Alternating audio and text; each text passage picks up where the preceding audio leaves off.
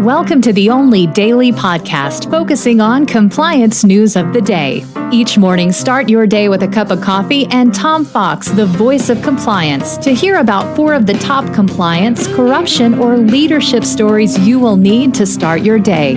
The Daily Compliance News is a production of the Compliance Podcast Network. First, a word from our sponsor.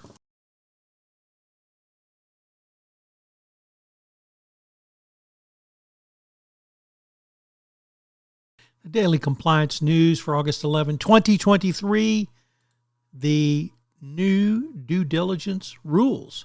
And we begin with that story from the Wall Street Journal, Risk and Compliance Journal, Dylan Tokar reporting that the American Bar Association has voted to amend its rules on client due diligence. They voted to adopt a revised rule which imposes a more explicit obligation to vet potential clients as part of an effort to quell concerns about the use of lawyers to facilitate money laundering and other financial crimes.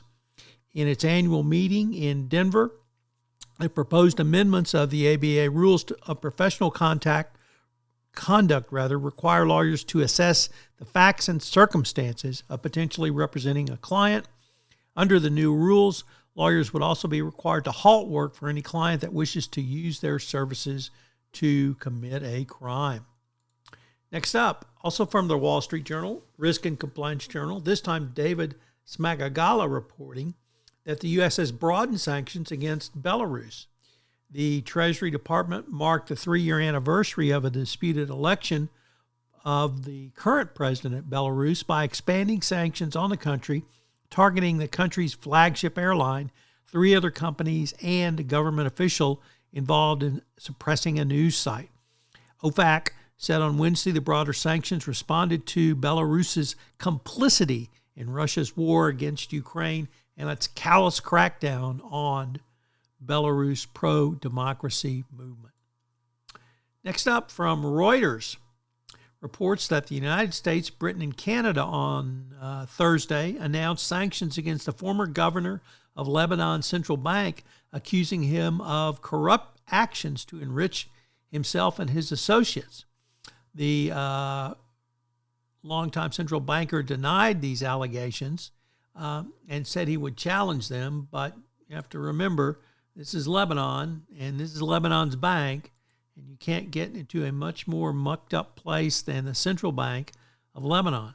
The U.S. Treasury said that he abused his position of power, likely in violation of Lebanese law, to enrich himself and associates by funneling hundreds of millions of dollars through layered shell companies to invest in European real estate.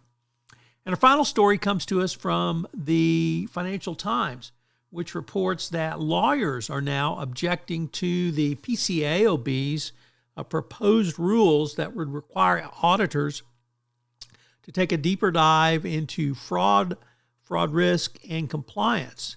The lawyers have objected, these are largely corporate lawyers, have objected that if lawyers have to provide such information to auditors, it might destroy the attorney-client privilege. I really don't think that that's the case, but you see the extent to which corporations are trying to fight this new PCAOB rule that auditors have to look at fraud risk, and compliance. But the lawyers have weighed in. We'll see if the PCAOB listens. I hope you have a great weekend and that you will check out 10 for 10, the 10 top stories on compliance which have occurred over the past week, which we'll post on Saturday, August 12th. The Daily Compliance News is a production of the Compliance Podcast Network and a proud member of C-Suite Radio. Thanks so much for listening. I hope you'll join me again tomorrow.